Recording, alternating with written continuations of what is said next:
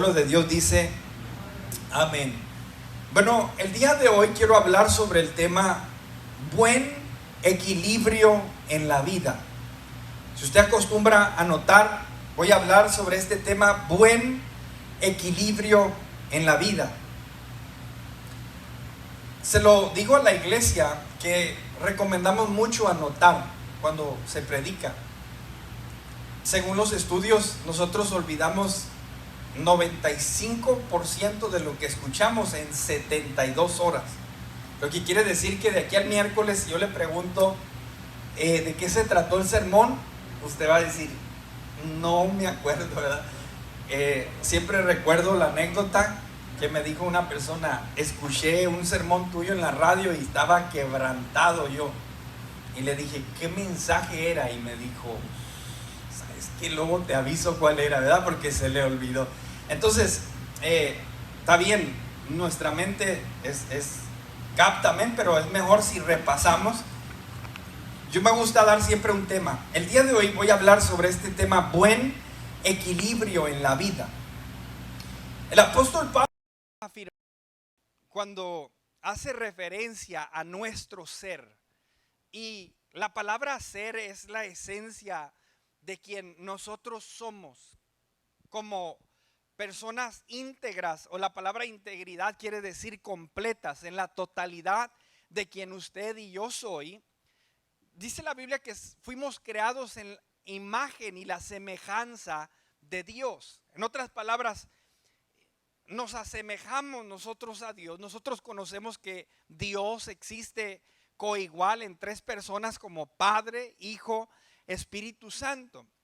Y en nuestro ser, Dios nos hizo seres tripartitos. Lo que esto quiere decir es que estamos compuestos de estas tres naturalezas que están en nosotros.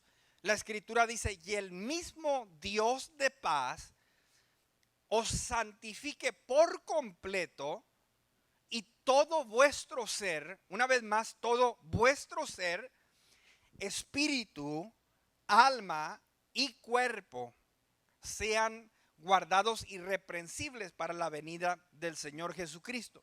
Entonces, la Biblia afirma que la existencia de nuestro ser lo podemos nosotros entender de esta manera, que lo que usted mira aquí es el cuerpo, es lo físico, lo que se puede palpar, lo que nosotros conocemos como los cinco sentidos, que podemos nosotros. Yo sé que Gadiel está ahí porque lo veo moverse y lo puedo tocar, pero también en nosotros hay esta naturaleza que conocemos como el alma de la persona, y también está lo que nosotros conocemos como el espíritu de la persona.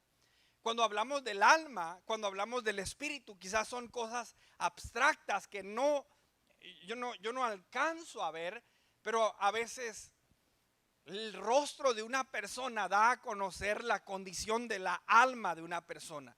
Usted sabe y puede ver el estado de ánimo de una persona en base a su postura corporal o a su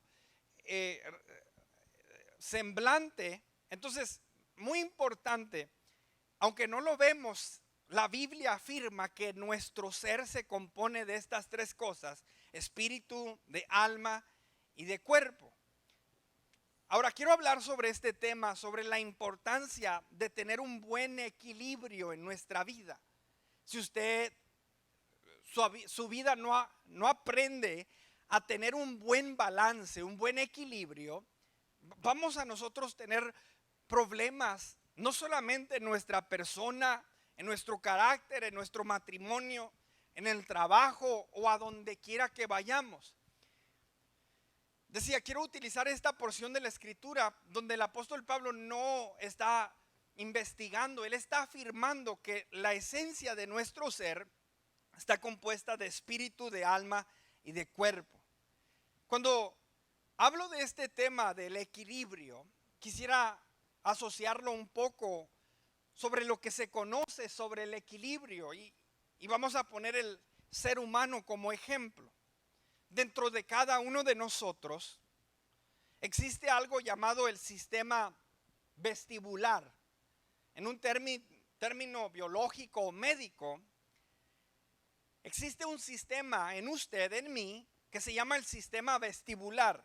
Y este sistema está formado por partes que nosotros tenemos aquí en el oído y parte del cerebro que procesan la información sensorial, lo que nosotros proyectamos, y relacionada está con el control del equilibrio y el movimiento ocular de cómo nosotros observamos y vemos las cosas. Cuando usted sale al mar a pescar, se va a dar cuenta que le venden unos parches que se puede poner aquí y le dan unas pastillas para que cuando, a diferencia de caminar en la tierra, pues sabemos que el piso no se mueve, pero usted va al mar y de repente mira que el agua se hace así, se hace, y de repente empieza usted a sentirse mareado, a sentir náuseas. Entonces, ¿qué es el equilibrio? El equilibrio es la habilidad de mantener el centro de la gravedad del cuerpo en su base de apoyo. En otras palabras, puedo entonces, aunque estamos en un mundo que está girando, aunque las cosas se mueven, yo entonces puedo mantenerme, como dice, en el centro de la gravedad y puedo mantenerme rectamente. Dice, el correcto funcionamiento del sistema de equilibrio permite a los seres humanos percibir su movimiento, identificar la orientación respecto a la gravedad, determinar la dirección y la velocidad del movimiento y realizar ajustes posturales automáticos para mantener la postura y la estabilidad en diferentes situaciones o en diferentes actividades. No sé cuántos de ustedes antes de darle a la piñata los agarraron y le dieron vueltas. A lo mejor nos tocó la experiencia, amén. Pero ya cuando lo miraban así muy grandote para darle a la piñata, lo que hacían es, le daban unas vueltas y de repente usted miraba que la piñata está ahí y le daba y le fallaba, porque estaba su vida desequilibrada, había perdido, ¿verdad?, el equilibrio. Entonces, quiero ilustrar esto de esta manera. Hay lo que se conoce como vértigo y es una sensación de movimiento o giros que a menudo se describe como mareo. Hay personas que padecen de vértigo y básicamente cuando quieren caminar de repente se caen porque sienten que se le movió, como dicen por ahí, el tapete o se le movió el suelo. Según una descripción médica, las personas con vértigo sienten como si realmente estuvieran girando o moviéndose, o como si el mundo estuviera girando a su alrededor. Entonces, una vez más, decía, dentro de nosotros está este sistema vestibular que nos ayuda a mantener el equilibrio. Es algo biológico y es extremadamente necesario para que nosotros podamos andar bien. Cuando pienso en nuestra vida cristiana o en nuestro caminar cristiano,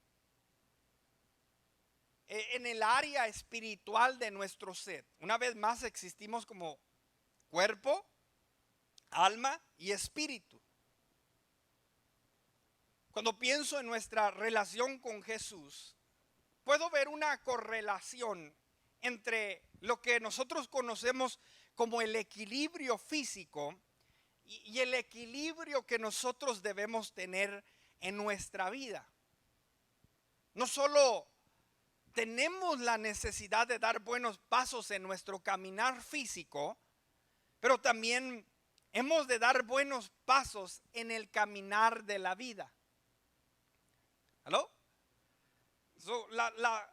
La finalidad de mi caminar aquí en la tierra es que cuando se hable, y lo digo esto con toda sensibilidad, cuando se hable de nuestra vida, esa persona vivió una vida bien equilibrada en cuanto a su persona, en cuanto a su familia, en cuanto a su relación matrimonial, en cuanto a su relación como padre, en cuanto a su relación en el ministerio, que podamos nosotros al final de nuestra carrera decir, nuestra vida fue un éxito, fue una vida bien equilibrada y no lo contrario, una vida que parecía que estaba atarantado, parecía que estaba desbalanceado, sin equilibrio.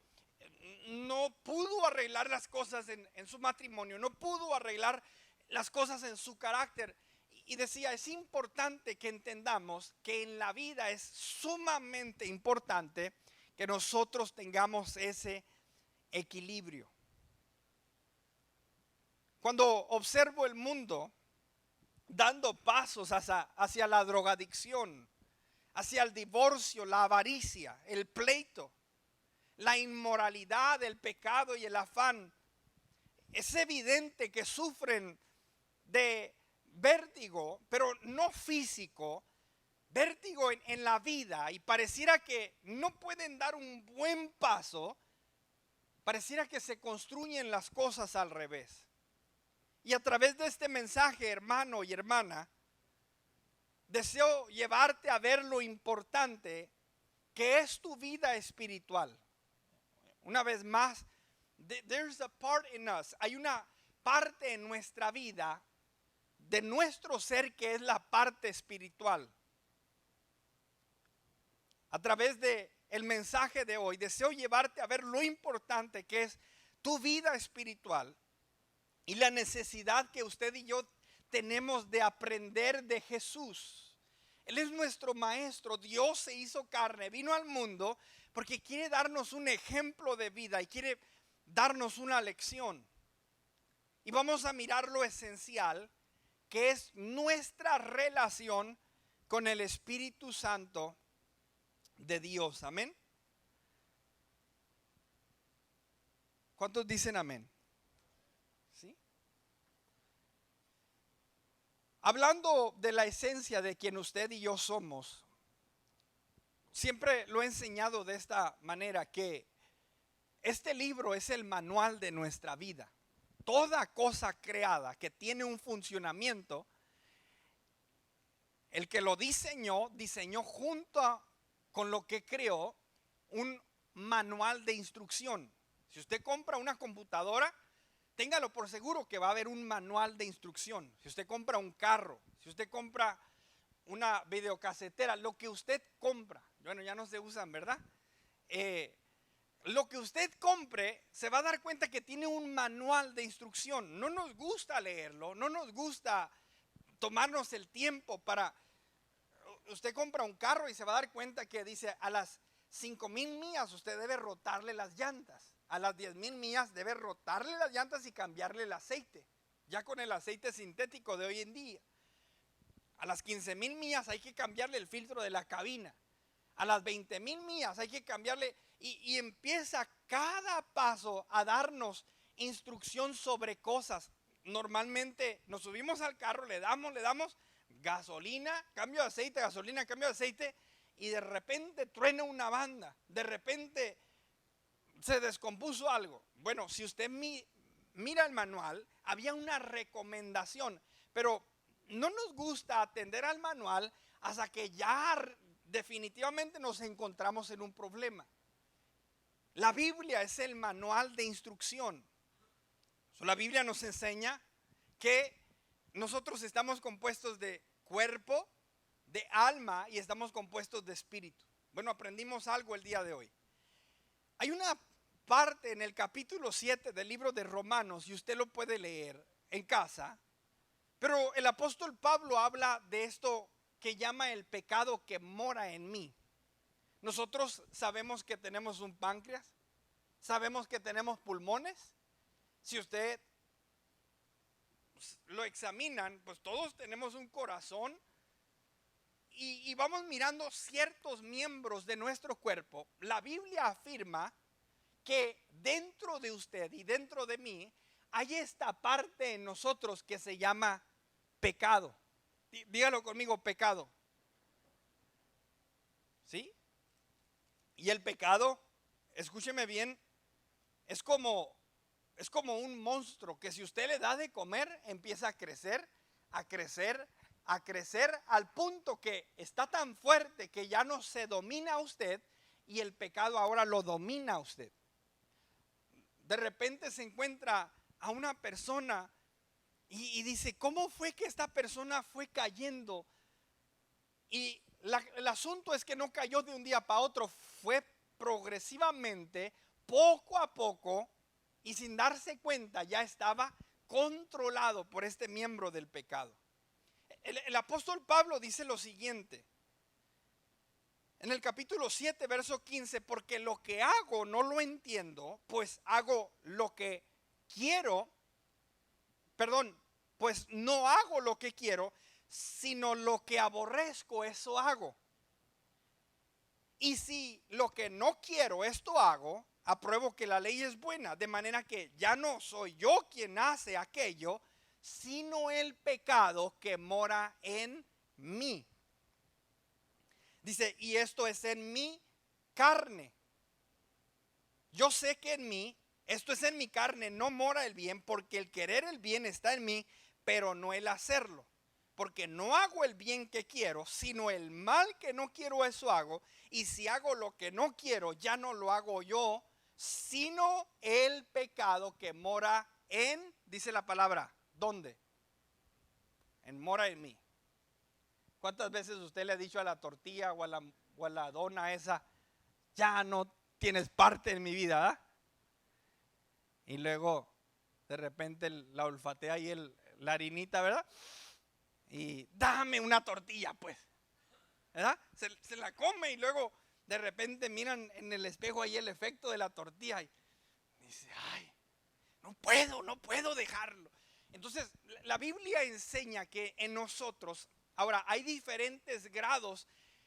Está uno en el alimento, está uno en la forma en que nosotros gastamos, está uno en la forma en la que a veces quizás se peca de diferentes índoles. Podemos nosotros entender, el pecado mora en nosotros.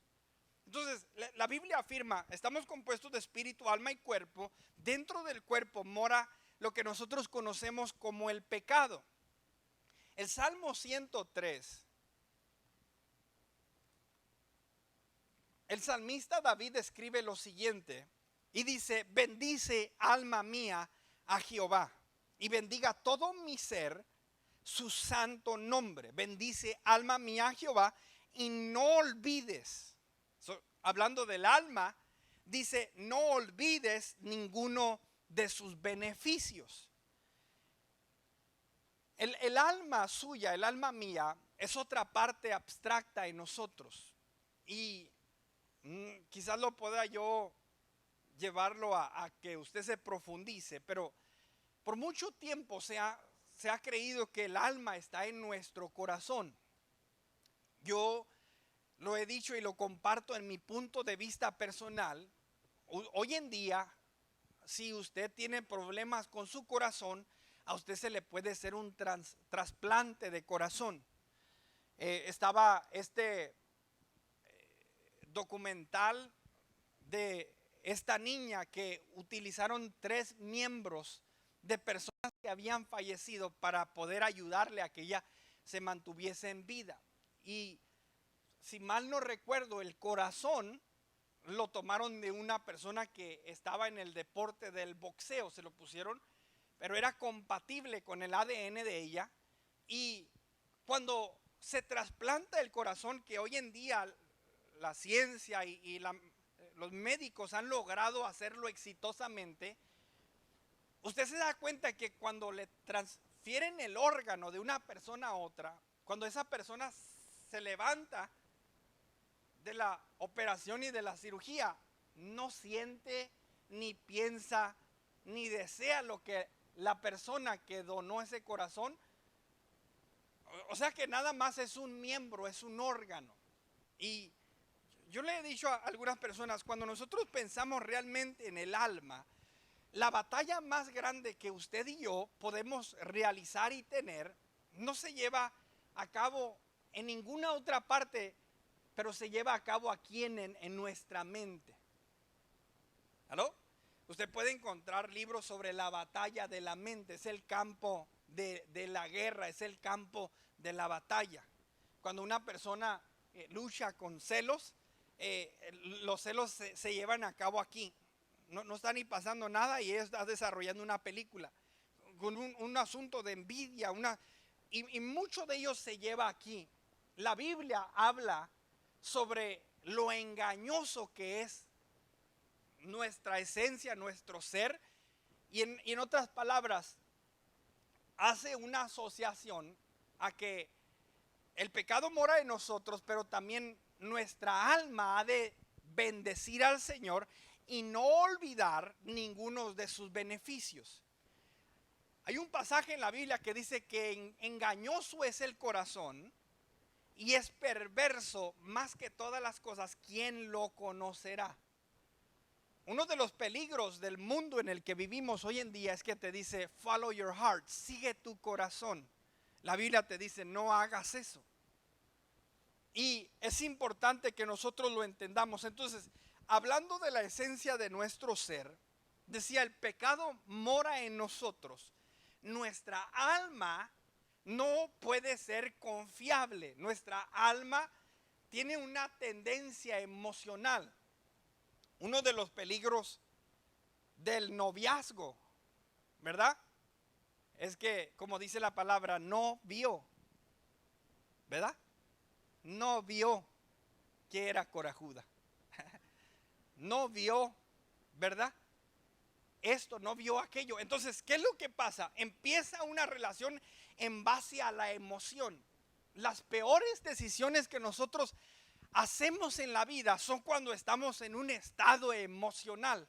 Yo conozco mucho el negocio, por ejemplo, de los carros. Y uno de las estrategias del vendedor es llevarte a emocionarte. Cuando usted va a comprar un carro, ahí le dice, ahí están las llaves, súbete. Y usted se quiere subir en el lado del pasajero. No, manéjalo tú. Y cuando vas ahí en el carro te va diciendo, ¿cómo te mirarías el domingo llegando con tu familia al restaurante? Ya anda uno ahí emocionado, y esto y aquí y allá. No, está bonito, lo voy a comprar. Y de repente que le va a salir tanto y le vamos a vender el seguro de esto, el seguro de aquello, el seguro. Y cuando menos piensa, ya salió con un bilezote. Se le olvidó sacar cuentas de la gasolina y se le olvidó sacar cuentas de la aseguranza. Y cuando menos pensamos, estamos metidos en un problema. ¿Por qué? Porque me emocioné. Tomé una decisión que no calculé porque me emocionaron. Entonces, decía, la Biblia dice que no podemos nosotros confiar en nuestro corazón, que es engañoso, que es perverso. Entonces, es importante que nosotros entendamos, bueno, si yo vivo en la carne, el pecado mora en mí. Si yo le confío a mi alma no es confiable, entonces hay otra parte de mi ser, de mi esencia, que es la parte espiritual. Y tristemente esa parte espiritual es aquella a la cual a veces prestamos menos atención, y es la parte de nuestra vida de la cual nosotros debemos cuidar muchísimo. Dice la Biblia que cuando formó al hombre en la tierra, que estaba el hombre, y yo me lo imagino así como una maniquín, ¿verdad?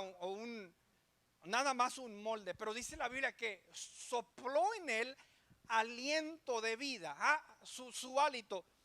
Y es el ruach de Dios, según la Biblia, es el espíritu. Puso el espíritu y fue entonces un ser viviente. Cuando nosotros morimos, decía, ¿dónde está la muerte? Es la separación del alma y del espíritu del cuerpo. Amén. Entonces, estamos compuestos de cuerpo, donde mora el pecado. Tenemos un alma, es el estado mental y emocional de las personas que no es muy confiable. Y luego está el espíritu, es lo que Dios sopló en nosotros, nuestra vida espiritual.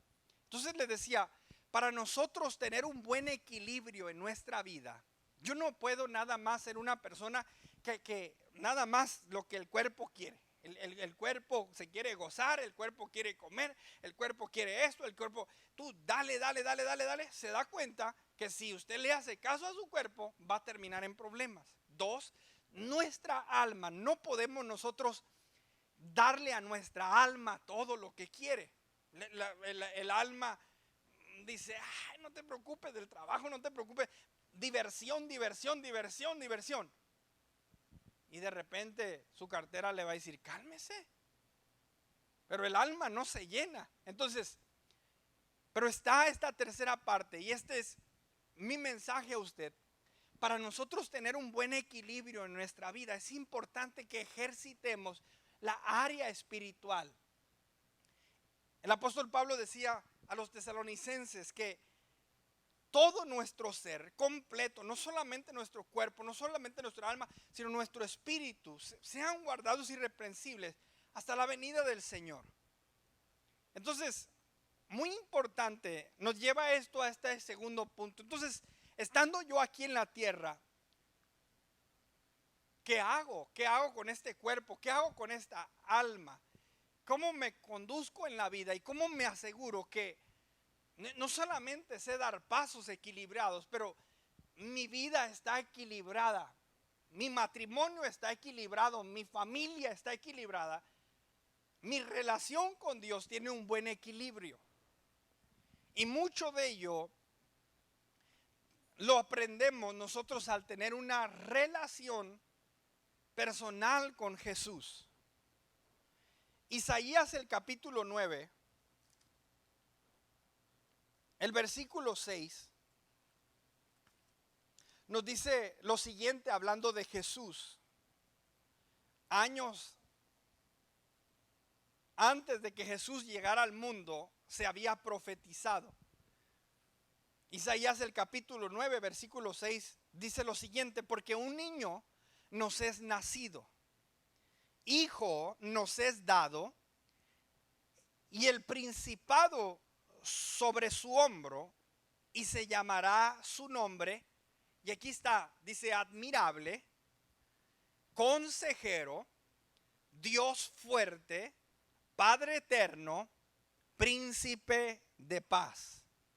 Este es el nombre que llevará: admirable, consejero, Dios fuerte, Padre eterno, príncipe de paz. Me gusta explicarlo de esta manera. Mucha gente tiene problemas, y algunas religiones o denominaciones, entendiendo la persona de Jesús. Por ejemplo, los testigos de Jehová enseñan que Jesús es un ser creado. Ellos no creen que Jesucristo es Dios y dicen, Él es como un ángel que Dios creó. La Biblia enseña y dice: grande es el misterio de la piedad, Dios se manifestó en la carne. La pregunta es: ¿cuándo se manifestó Dios en la carne? Y se manifestó Dios en la carne a través de Jesús. Cuando usted mira a Jesús, usted entonces mira ¿a quién? A Dios. Y por ejemplo, Juan, el capítulo 1, verso 18, usted lo puede leer en casa, pero dice: a Dios nadie le ha visto jamás. El unigénito Hijo que está en el seno del Padre, Él le ha dado a conocer. Cuando miramos, por ejemplo, el capítulo 14 del libro de Juan, Juan capítulo 14, y dice lo siguiente, el versículo 9, o el versículo 8, Felipe le dice: Señor, muéstranos al Padre y nos basta. Jesús le dijo: tanto tiempo hace que estoy con ustedes y no me has conocido, Felipe. El que me ha visto a mí, ha visto al Padre. ¿Cómo pues dices tú, muéstranos al Padre? ¿No crees que yo soy en el Padre y el Padre en mí? Las palabras que yo os hablo, no las hablo de mi propia cuenta, sino que el Padre que mora en mí, Él hace las obras. Creed que yo soy en el Padre y el Padre en mí. De otra manera, creedme por las mismas obras. De cierto os digo, que el que en mí cree, las obras que yo hago, él las hará también, y aún mayor, porque yo voy al Padre. Entonces, uno de sus seguidores, uno de sus apóstoles, estando con Jesús, impresionado con los milagros, con todo, llega a un punto que le dice: muéstranos al Padre. En otras palabras, queremos ver a Dios. Y la respuesta: grande es el misterio de la piedad. Dios se manifestó en la carne. Tanto tiempo que estoy contigo y no me conoces. El que me ha visto a mí, ha visto al Padre. Entonces, escúcheme bien, estamos hablando del equilibrio. ¿Cómo me aseguro que tengo una vida equilibrada?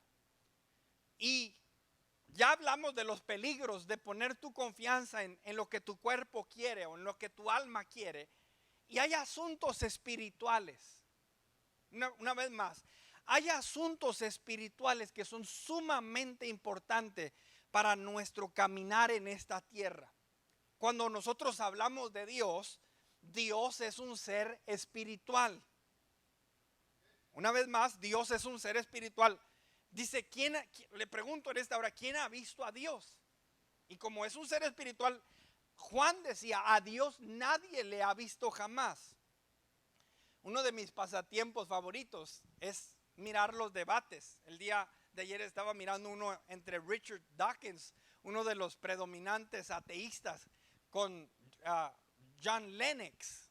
Y ellos están dialogando sobre su postura. Uno dice que Dios no existe y el otro dice que Dios sí existe.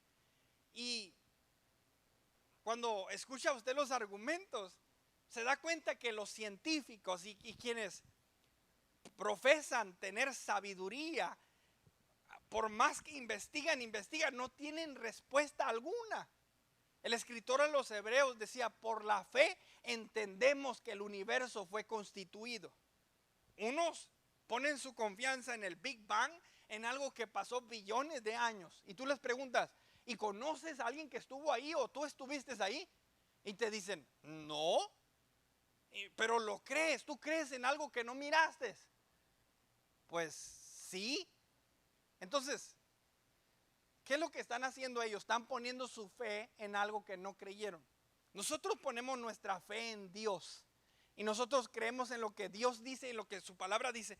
Ahora, cuando hablamos de este asunto espiritual, hermano y hermana, Dios no solamente se mantuvo un espíritu que nosotros no podemos observar o que nosotros no podemos ver. Lo he dicho muchas veces, llegó una ocasión en la vida en la cual Job estaba argumentando con Dios y le dice Job a Dios: yo no te entiendo a ti porque tú eres Dios. Yo no sé cómo tú piensas, pero tú no me entiendes a mí porque yo soy hombre. ¿Y saben cuál es la respuesta? Que Dios se hizo hombre y habitó aquí en la tierra y nosotros lo conocemos como Jesús. Ahora, ¿cuántos de ustedes han escuchado la historia de Emiliano Zapata? Uno que otro, de George Washington, de Benito Juárez, y nos podemos ir, ¿verdad? Pero nosotros tenemos historia a la cual a algunos nos gusta y a algunos no. Pero históricamente, cuando usted mira que es el año 2021, dice antes o después de Cristo. Y hay un personaje que todo mundo conoce a donde quiera que usted vaya, y es este nombre que se llama Jesús. Algunos lo conocen a través de la denominación adventista, algunos a través de los luteranos, algunos a través de los metodistas, de los testigos de Jehová, de los católicos, le nombro, pero han llegado a conocer este nombre, Jesús. Dios se manifestó en la carne. Entonces, para nosotros tener un buen equilibrio en nuestra vida, las cosas espirituales se vuelven más sencillas. yo ahora no solamente me debo relacionar con un ser que no sé dónde está, pero ahora se ha personalizado. Está tan cerca a nosotros que vino y tomó la forma de hombre. El libro del apóstol Pablo dice: haya pues en vosotros ese sentir que hubo en Cristo, el que no se aferró a ser igual a Dios, sino que se humilló hasta lo sumo, tomando la forma de hombre, vino y se hizo hombre y habitó entre los seres humanos. Y dice la Biblia que por cuanto Él fue tentado en todo, es poderoso para socorrernos cuando usted y yo somos tentados. En otras palabras, el Dios, aunque es tan grande, aunque es tan poderoso, aunque no lo entendemos, vino y tomó forma suya y mía y vino a habitar en la tierra para entendernos mejor, para relacionarse con nosotros. Y ahora dice, porque pasó por todo lo que pasó, es poderoso para ayudarnos cuando nosotros somos tentados. Y dice la Biblia que aprendió la obediencia. Entonces, la área espiritual nuestra que nosotros debemos ejercitar ya no es algo místico, ya no es algo que quizás no alcanzamos a ver o a entender. El verbo, dice la Biblia, que se hizo carne.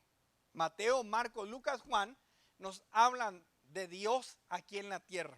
Cuando usted lea las bienaventuranzas, cuando lea el sermón del monte, cuando lea las parábolas, se va a dar cuenta de qué es lo que Jesús le pide. Ahora, se vuelve tan sencillo que uno de los mensajes predominantes de Jesús es que ames a Dios con todo tu corazón, con toda tu mente, con todas tus fuerzas, y ames a tu prójimo como a ti mismo.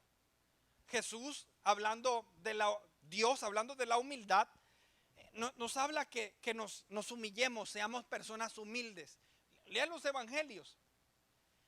Nos habla sobre el perdón y nos habla sobre todos los valores importantes que van a ayudarnos a balancearnos y nos van a ayudar a equilibrar nuestra vida. Habla de la fidelidad y todos estos ejemplos. Número 1, nuestro ser.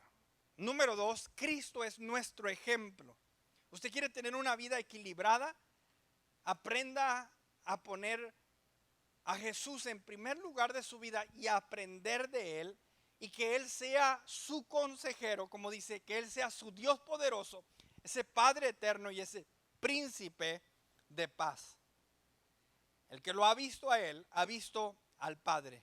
Jesús se ha revelado a nosotros para que nosotros tengamos un ejemplo y podamos entonces tener ese buen equilibrio.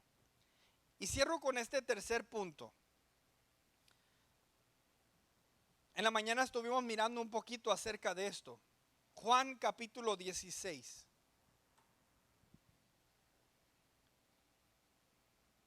El versículo 7. Dice la escritura, pero yo os digo la verdad. Y Jesús dijo esto: yo les digo la verdad, les conviene que yo me vaya. Porque si no me fuera,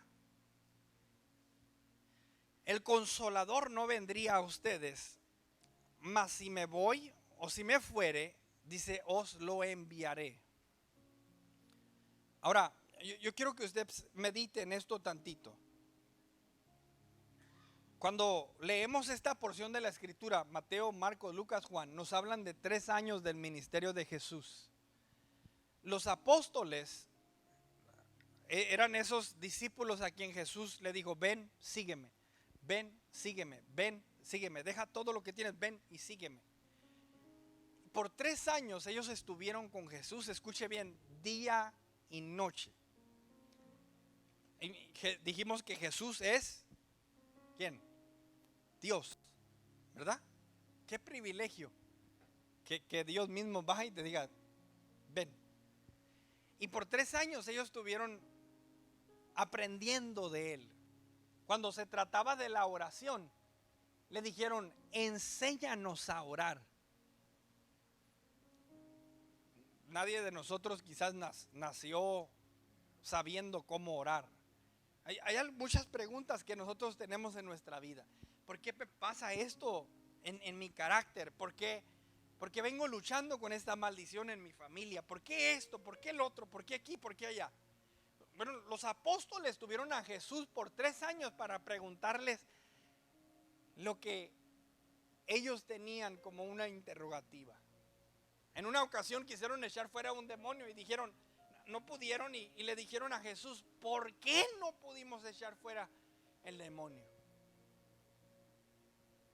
Y estaba Jesús como su maestro.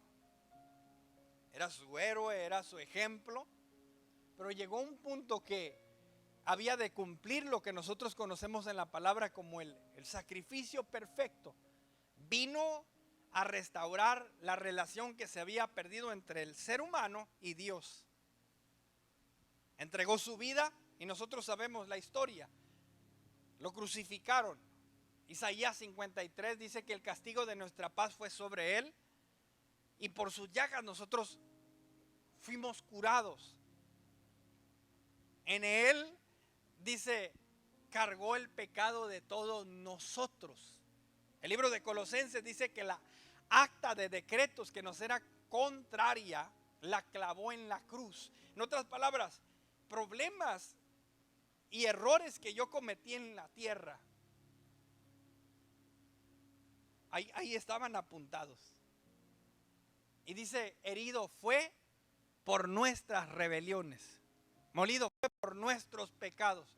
Entonces, un hombre inocente que nunca hallaron ninguna falta en él, murió una muerte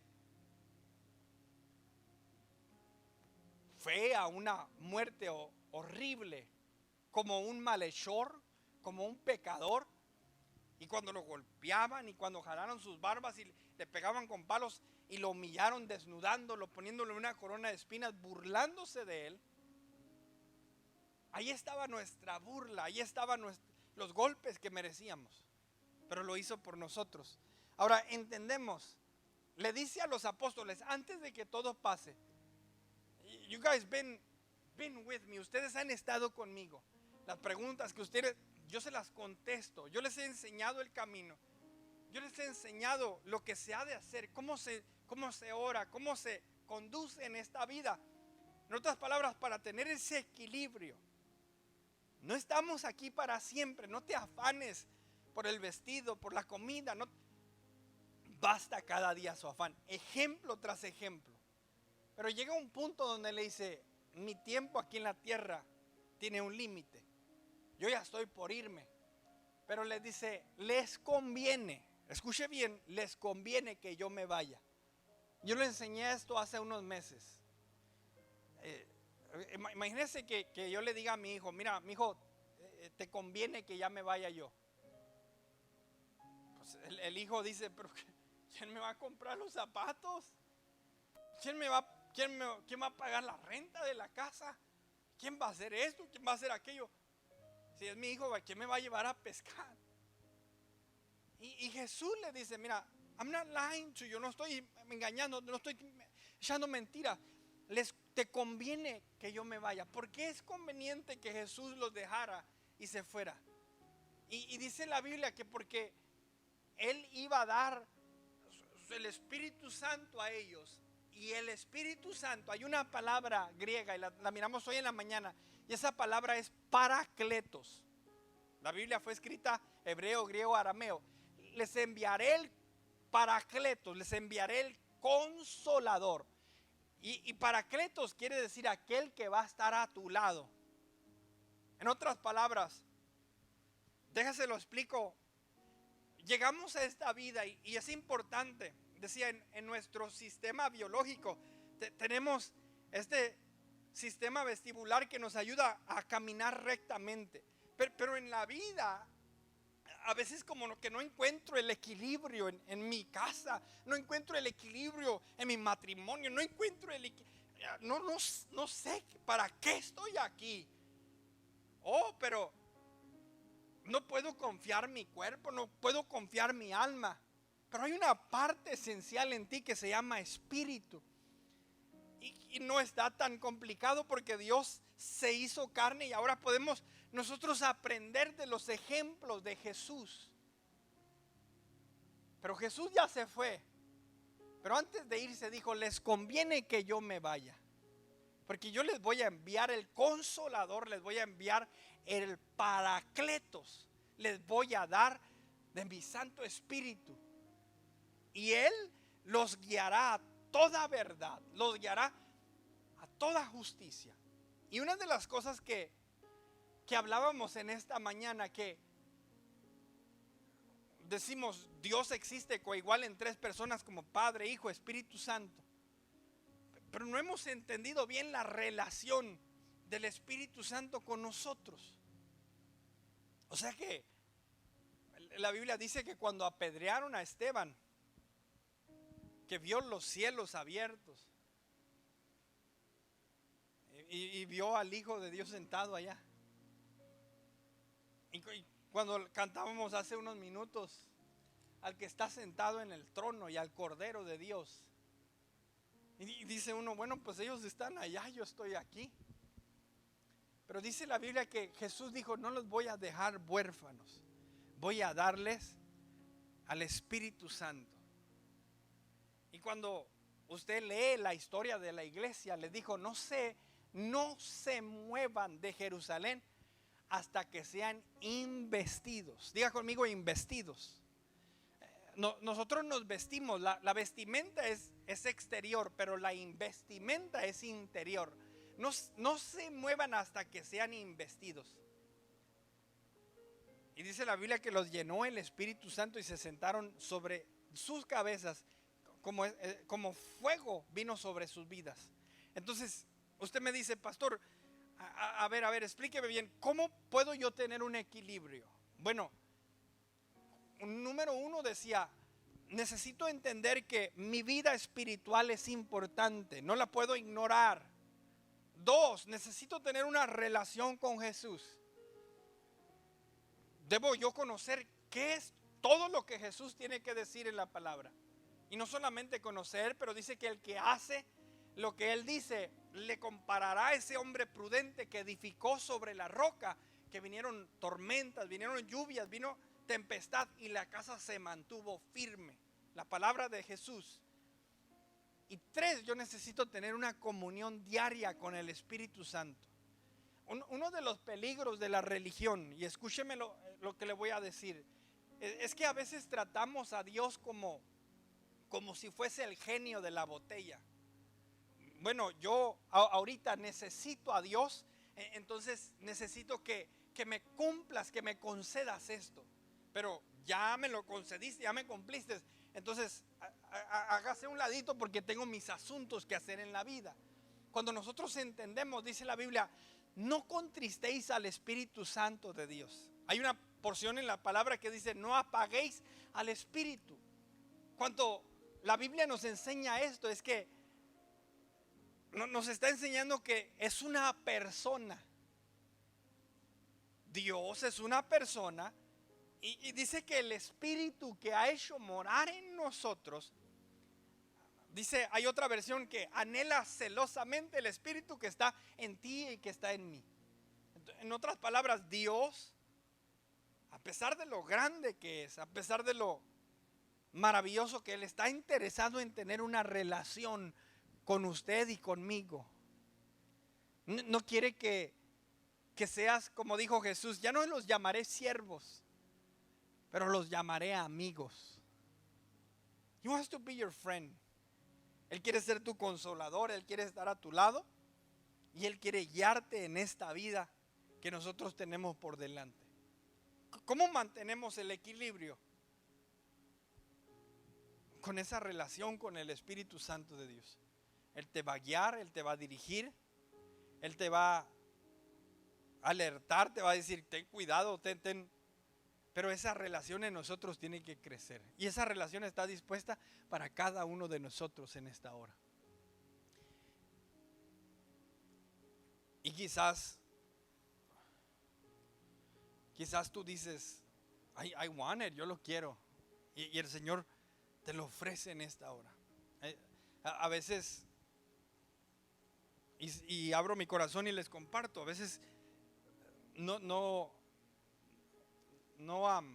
como decía Pablo, no quiero gloriarme en mí, pero realmente, y decía, ojalá lo dijera alguien más, ¿verdad? Pero entre mi relación y con mi esposa nos gozamos, nos divertimos, tenemos un tiempo, hemos aprendido a ser uno. Nos gusta ir al gimnasio juntos, nos gusta ir a los tacos juntos, nos gusta ir a ver box juntos, nos gusta estar juntos. Pero cuando gozamos de eso, yo a veces me gusta voltear un poquito atrás.